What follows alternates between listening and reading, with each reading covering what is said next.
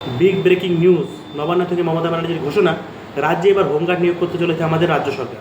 Hello guys everyone and welcome back to my channel. তো আমার সুজিত বিশ্বাস, তোমরা সুজিত ব্লগ করো, আমাদের স্বাগত, নমস্কার।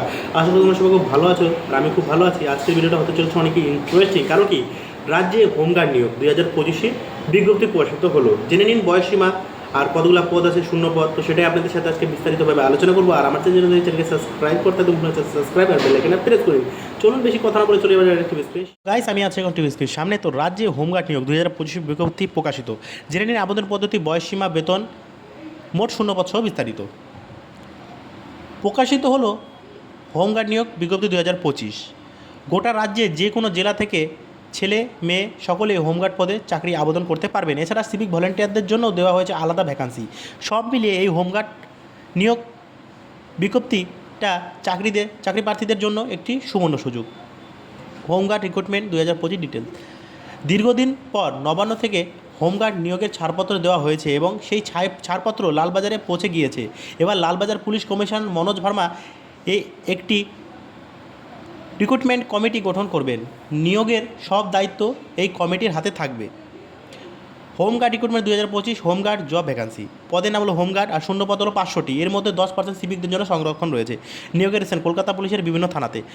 প্রার্থীর বয়স 18 বছর থেকে সর্বোচ্চ 40 বছরের মধ্যে।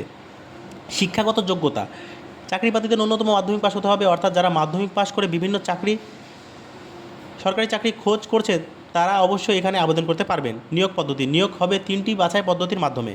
প্রথমে দরখাস্ত বাছাই, এরপর হবে শারীরিক মাপযোগ ও শারীরিক সক্ষমতার পরীক্ষা এবং এরপর হবে 60 নম্বরের লিখিত পরীক্ষা। পরীক্ষা পাশ করলে দেওয়া হবে নিয়োগ। Recruitment document need a apply KP home guard recruitment 2025। মানে কী কী ডকুমেন্ট লাগতে পারে?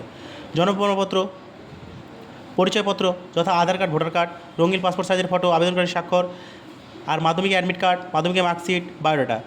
How to apply Kolkata police home guard 2025। কীভাবে আপনারা অ্যাপ্লাই করবেন কলকাতা পুলিশের হোমগার্ডে?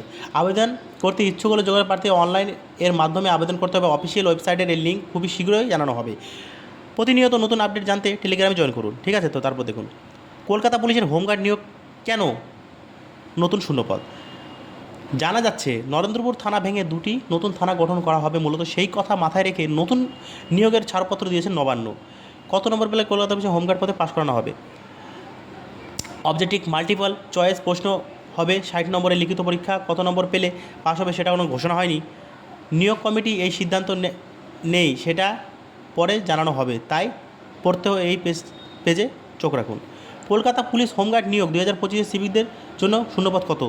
500টি শূন্যতার মধ্যে 50টি শূন্যপদ সিভিকদের সংরক্ষিত থাকবে। কলকাতা পুলিশের হোমগার্ড রিক্রুটমেন্ট উচ্চতা কেমন থাকতে পারে? ন্যূনতম 160 সেমি শারীরিক মাধ্যমিক উচ্চতা। হোমগার্ডের পদে চাকরি পাওয়ার জন্য মহিলাদের 57 সেমি। কলকাতা পুলিশের হোমগার্ড রিক্রুটমেন্ট 2025 ডেট, মানে আবেদন শুরু হবে মার্চ মাসের পরে, অর্থাৎ নতুন বার্ষিকের প্রথম শুরুতে বিজ্ঞপ্তি প্রকাশিত সম্ভাবনা রয়েছে। এরপরেই জমা নেওয়া হবে আবেদনপত্র, কারণ এই দুটি খুবই শীঘ্রই হবে। তো গাইস, আমার ভিডিওটা এখান থেকে শেষ করতে দেখা হচ্ছে নেক্সট ভিডিওতে। তো টাটা, বাই বাই।